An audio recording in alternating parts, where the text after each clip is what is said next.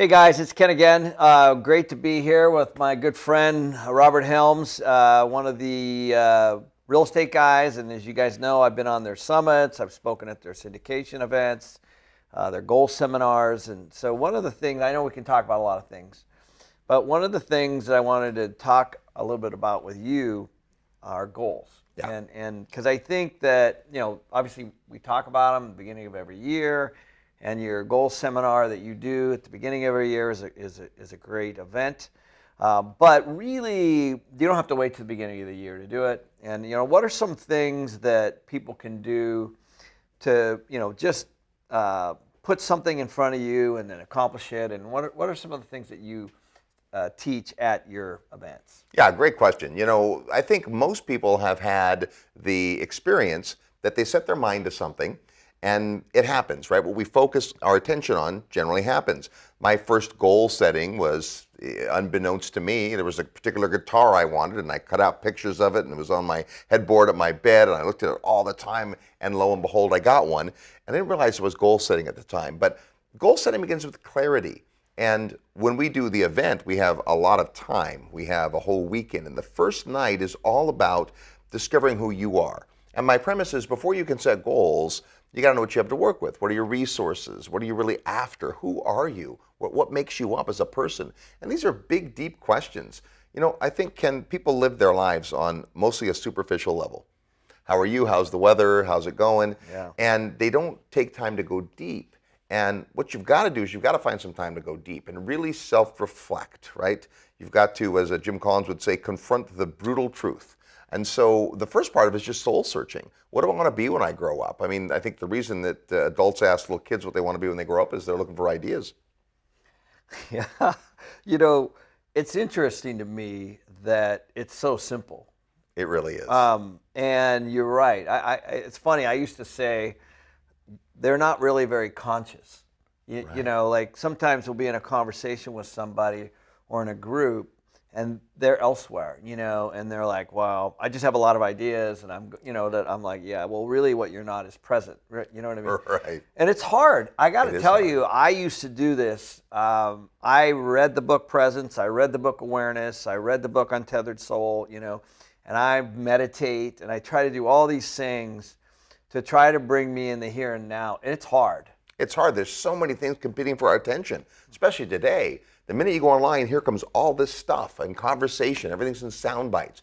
And it is really difficult to pay attention and your mind wanders, which is actually a good thing, right? When your mind starts to wander, there can be some clues about your real gifting in there, but you got to be open to it. And so I think a big part of goal setting is understanding what you want. And then there's all the part that is figuring out how to keep yourself accountable and what to do and checklists and all that, and that comes second. I think too many people start there. Like, okay, well, give me a goals worksheet. Okay, well, before you have a goals worksheet, and we have a great one at the event, but before you do, you really have to soul search. And one of the big things, I think people, they're on a path, and wherever you are in your life right now is a result of the decisions you've made and the way that you've thought. And if it's all good, it's all good. But so many people will come to an event like ours and say, wow, like I really don't want what I'm after, or I'm crazy chasing the ladder of success and the ladder's up against the wrong building. And so it does take some reflection. I once had a guy who came to the event, he's like, I'm tentative because I've known 2 or 3 people that have gone through this soul searching and they've ended up divorced because they recognized they weren't with the person they were meant to be with. And so I don't want to have that happen, I want to be divorced. Like, okay, I totally get and respect that. But is it possible that if you weren't with the right person, when would you want that to stop? Right? I mean, ideally, you would figure yourself out before you go and meet somebody else, but life isn't perfect. So wherever you are right now, stop. And the big question is, knowing what I now know, is what we call zero-based thinking. Knowing what I now know, would I do this again? Knowing what I now know, would I make these decisions? Knowing what I now know, is this a relationship I'd be in? And those are hard questions, but if you get through the other side, there's magic through those questions. I know you're a huge Jim Rohn fan, as am I, and you've had the privilege of meeting him and studying under him, and one of the things I love that he says is you are who you surround yourself with the 5 people you surround yourself. It's interesting. I'm reading a new book now called The Big Potential by Shawn Achor. he says the same thing. He doesn't say 5, but what he says is you are your environment. So whoever you hang out with, that is your support group essentially in every way, in business and personally, financially, everything. What do you say about that? Because I was mentoring a young entrepreneur actually fairly recently within the last year, and I said, who do you hang out with? And there was no entrepreneur friends that they had. None. Yeah. And so over a year, they replaced them. And then I said, okay, how are your relationships with your family, with your parents, your boyfriend, your girlfriend? Also bad. All the people that they were hanging out with, same thing. Yeah. And so once you start to recognize and become aware of that and just put yourself in different scenarios, it is amazing to me. The support group does step up for you. Don't you agree? Absolutely. Bucky Fuller would say always and just in time. But you got to put yourself out there. You got to go searching. Jim Rohn would say you have to seek. You have to go out and search. And he talked a lot about environment and associations. And he would say there's some people in your life that you shouldn't give a whole day to. Maybe today you give a whole day to this person and limit your association, maybe only 2 hours. There's other people in your life that you want to expand your association with.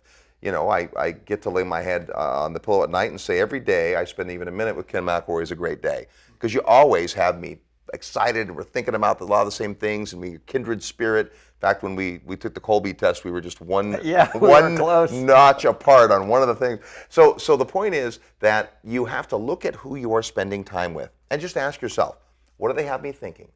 What do they have me doing? What do they have me reading? Where do they have me going? And then the big question, is that okay? Is it okay? Because we are influenced by the people in our life, for good and for bad. We say everybody brings joy to the room, some by entering, some by leaving. Right, and I know one of the things that I like to say is that environment is stronger than will. Yeah. And so people don't realize that, sometimes they think, I can will my way out of this, I can talk my way out of this, I can goal set my way out of this, or whatever it might be. And the truth is the environment you're in is more powerful than will, I believe at least. What do you think? Jim Rohn would say, those of us in the Millionaires Club would like to invite a billionaire over every now and then because they would say, well, come on, guys, pick it up, right? We want to be held accountable.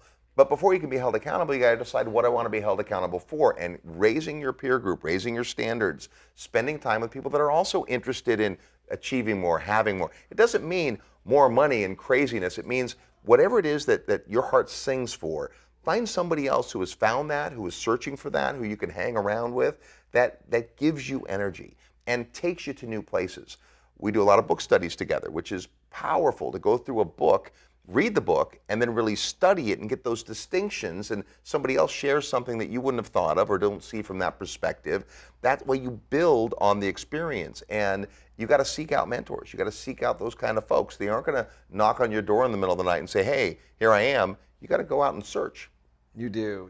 And I'm very excited that we're going to Kilimanjaro together. Oh my gosh, right? Can't wait. In June, bringing our boys. It's a great example of that, right? You put that out there and I'm like, wow, that would be a big, hairy, audacious goal. I mean, look at me, really? And you were great. You said, listen, I've done it. Here's what you need to do to train. You sent me a whole bunch of stuff. My son and I have been up every morning before dawn training for it, and just a chance to have a group of folks connected to a purpose for a few days. Yeah. Imagine what it would be like to have that in your life. I know, it's amazing, and so it's also nice to have a social component around it. But at the end of the day, as we both know, it's not about the mountain. Right. It's about this. Right. It's about the relationship with your kids Yeah. and the relationship with each other. And I'm really excited for that. Yeah. And so that's just one idea of a goal that I personally need as well. I need things out there to strive for, because I want to make it, obviously. You know what I mean? So I'm going to get up and work out. Well, I don't want you having to carry me. So, yeah, we've got, right, and that's it, stronger together. Yeah, I'll tell you what, just the simple discipline of getting up in the morning and working out, and it may not be a secret, I'm not a morning guy, right? I like to get up at the crack of noon. But I'll tell you what, at 5:50 every morning that I'm home and that my son's home, we get up, and if it was just left to me, I might roll over and hit the snooze Yeah. bar, but I know I got to meet my son. We're up there, and the same thing for him. We're accountable, and the hikes and things we have to do together to get ready for this, and just all of that. It's the whole package, and that's a big part of goal setting and life in general achievement. Life is not a destination. Life's a journey. You're never there. You never arrive. You never have enough. It's what you do every day that matters. We want to strive towards bigger and better. We want to have big goals in our future, but we also have to learn to appreciate the path. Right, and they don't have to all be as big as climbing Kilimanjaro. But the point of that, and the reason I brought it up is if had we not been in the same circle, that would have never happened. Right, exactly. And that's the point. You know, I would have never done it myself. Yeah, So. and I think with a lot of things in life, you got to try on different things. And another thing Jim Rohn would say, he would say, don't use your past as a club to beat yourself over the head with. It's easy to do that. Look at the mistakes you've made and say, what an idiot I was.